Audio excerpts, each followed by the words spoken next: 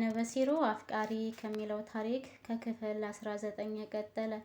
አላት ኢክራም የኤልያስ መሰሪነት እጅግ ገረማት። ምን አይነት መንገድ እንደሚጓዝ እንኳ ሊገባት አልቻለም።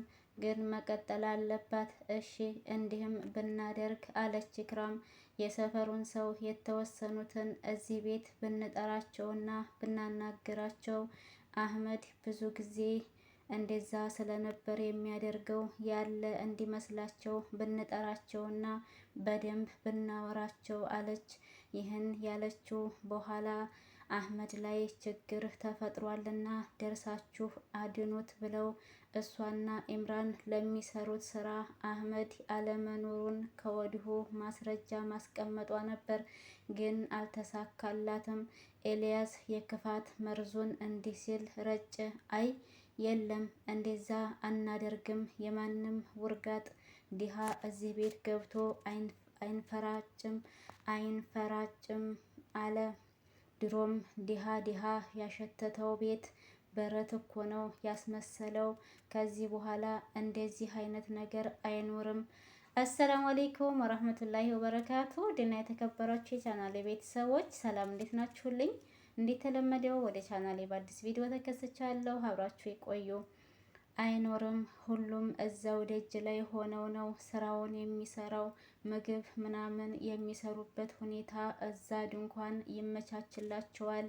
እዚህ ግቢ መግባት የለም ብሎ የክፋት ጥጉን አሳያቸው። ኤክራም ተሸማቃ በሽታ ተመለሰች። ገና ኤልያስን እንዳላወቁት ተሰማቸው። ኤልያስ የክፋት ጥግ ከዚህ የባሰ እንደሆነ መገመት ጀመሩ።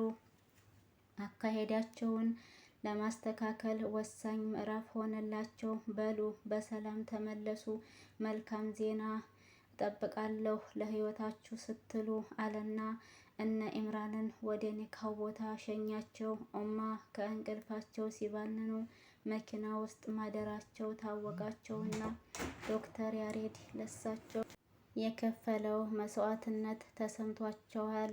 በልባቸው አዘኑለት። መንጋቱን አስተውለው ሱለይማን ልጄ እያሉ መኪናውን ከፍተው በሩጫ ወደ ሆስፒታሉ አቀኑ።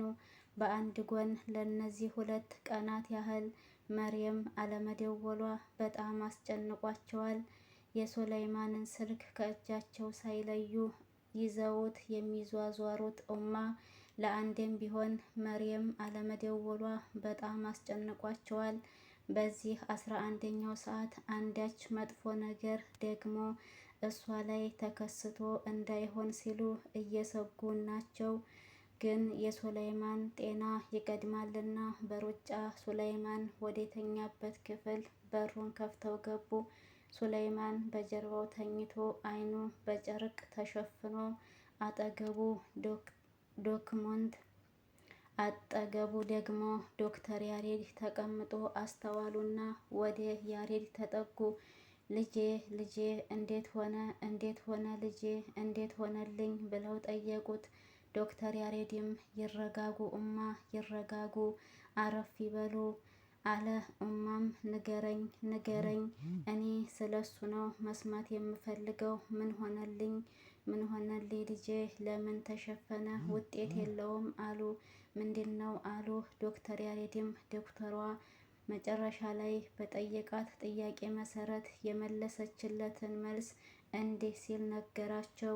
የሱለይማን የአይን ኳሶች በትክክል ወደ ቦታቸው መመለስ ችለዋል።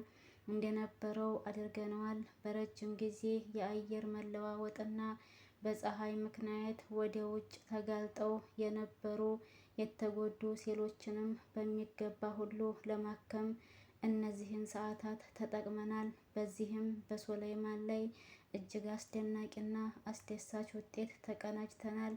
ስለዚህ ሁላችሁም እንኳን ደስ አላችሁ።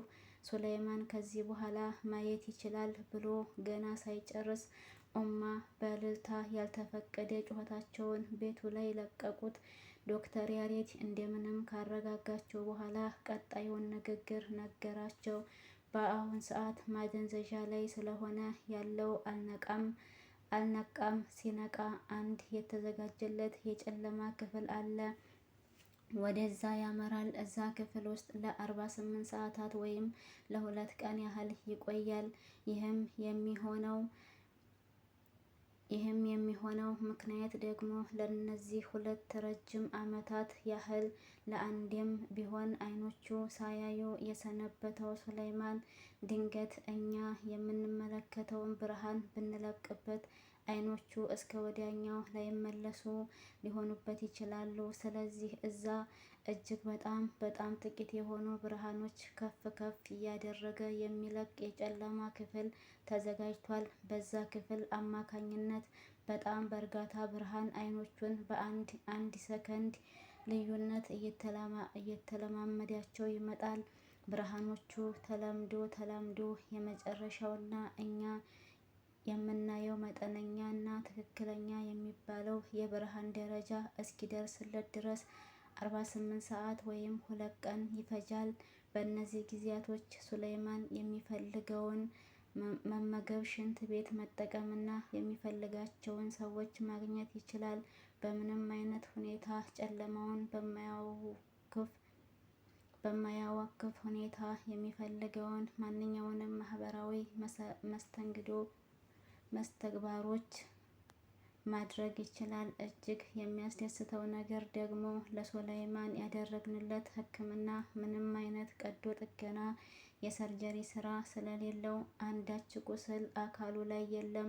በሚገባ በትክክል የታከመ ሕክምና ነውና ከ2 ቀናት በኋላ ፍጹም ጤነኛ ሆኖ ከሆስፒታል መውጣት ይችላል።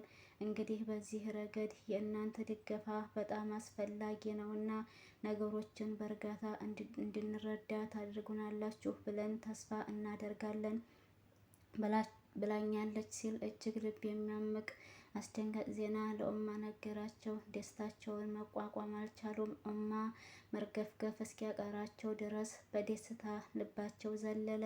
የሚሉት ቃል ሁላ ጠፋባቸው። ቀን ወጣላቸው። ጨለማ ወርሷቸው ለመጀመሪያ ጊዜ ያዩ ሀል እስኪሰማቸው ድረስ